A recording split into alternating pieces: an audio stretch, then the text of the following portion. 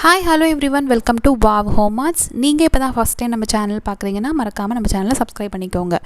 இன்றைக்கி grey paper use பண்ணி ரொம்ப சிம்பிளான ஒரு கிராஃப்ட், அதே டைம் ஈஸியாக பண்ணக்கூடிய கிராஃப்ட் தான். எப்படி பண்ணலாங்கிறத பார்க்கலாம். க்ரே பேப்பர் யூஸ் பண்ணி பண்ணலாம். அப்படி இல்லைனா உங்கள் வீட்டில் டிஷ்யூ பேப்பர் இருக்குன்னா இதே கிராஃப்ட்டை நீங்கள் டிஷ்யூ பேப்பர் யூஸ் பண்ணி பாருங்கள்.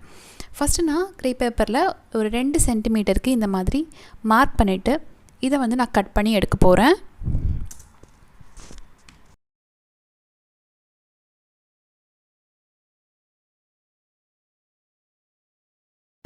பாருங்கள், நான் வந்து கட் பண்ணி எடுத்துட்டேன். இப்போ அகைன் வந்து நம்ம இதை வந்து 4 சென்டிமீட்டருக்கு நம்ம வந்து கட் பண்ணி எடுத்துக்கலாம். சின்ன சின்ன பேப்பராக வந்து 4 சென்டிமீட்டருக்கு நம்ம கட் பண்ணி எடுத்துக்கலாம்.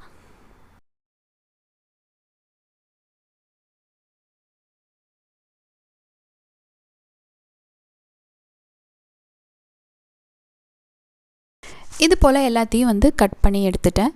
இப்போ அடுத்து என்ன தேவைப்படும்னா காப்பர் ஒயர் வந்து தேவைப்படும். இது இல்லைனா உங்கள் வீட்டில் நார்மலாக சன்னமாக ஏதாவது ஒயர் இருக்குன்னா நீங்கள் அது கூட யூஸ் பண்ணி பண்ணலாம்.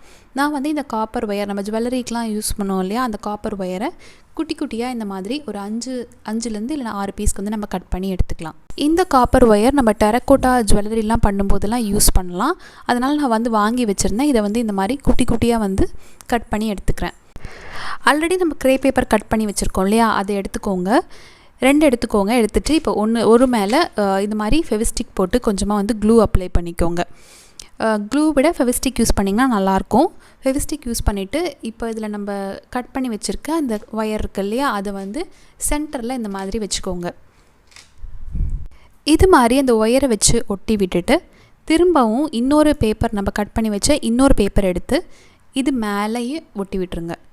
அதாவது இந்த காப்பர் ஒயர் வந்து நடுவில் இருக்கும், 2 பேப்பர் வந்து அவுட்டரில் இருக்கும். அந்த மாதிரி இது மாதிரி நம்ம எல்லா பேப்பரையும் வந்து ஒட்டி எடுத்துக்கலாம். ஒரு 5லேருந்து 6 பேப்பர் இந்த மாதிரி நம்ம ரெடி பண்ணிக்கலாம். இப்போ இன்னொரு தடவை நான் ஒட்டி காட்டுறேன். ஒரு பேப்பரில் ஃபெவிஸ்டிக் போட்டேன். இப்போ நம்ம கட் பண்ணி வச்ச அந்த ஒயரை நடுவில் வச்சுட்டு இன்னொரு பேப்பர் எடுத்து மேலே ஒட்டிட்டேன். அவ்வளோதான். இதே மாதிரி நான் மற்ற பேப்பர்ஸ் எல்லாமே வந்து ரெடி பண்ணிக்க போகிறேன். இப்போ நான் ஒரு A4 பேப்பர் எடுத்திருக்கேன். இது வந்து வீட்லேயே ரெடி பண்ண A4 பேப்பர் தான். இது வந்து லிங்க் வந்து டிஸ்கிரிப்ஷனில் கொடுக்குறேன், தேவைப்பட்டால் செக் பண்ணி பாருங்கள். இப்போ இதில் வந்து நம்ம ஒரு 4 சென்டிமீட்டருக்கு மார்க் பண்ணி இந்த பேப்பரை வந்து கட் பண்ணி எடுத்துடலாம்.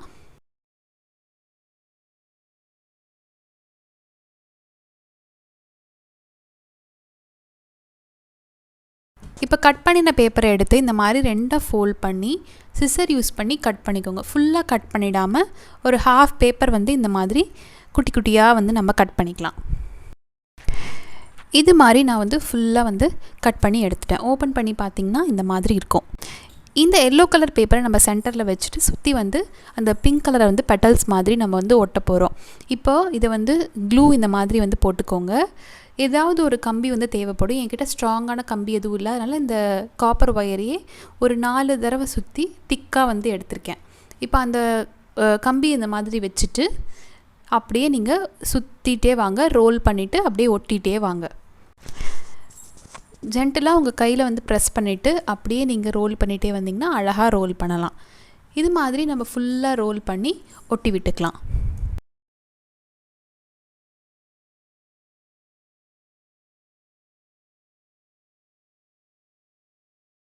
இந்த மாதிரி நான் ஃபுல்லாக வந்து ஒட்டி எடுத்திருக்கேன். இந்த மாதிரி உங்களுக்கு ஒரு பீஸ் கிடைக்கும். இதை வந்து அப்படியே வச்சுருங்க. ஒரு 2 நிமிஷம் காய வச்சுக்கலாம். காய்ஞ்சதுக்கப்புறமா இப்போ நம்ம இந்த பிங்க்கில் ஒட்டி வச்சுருக்கோம் இல்லையா, அதை வந்து நம்ம பெட்டல்ஸ் மாதிரி கட் பண்ணிக்கலாம். இப்படியே ஒட்டினா நல்லா இருக்காது. அதனால் ஒரு சிசர் யூஸ் பண்ணி பெட்டல்ஸ் ஷேப்பில் அப்படியே சைடில் வந்து கட் பண்ணிக்கோங்க.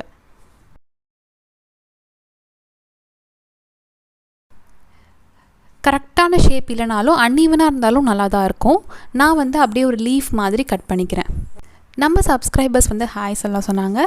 ஹாய் அசீனா ஃபாத்திமா, அப்புறம் ஹாய் அபிநயா. இதே மாதிரி நம்ம சேனலுக்கு சப்போர்ட் பண்ணுங்கள்.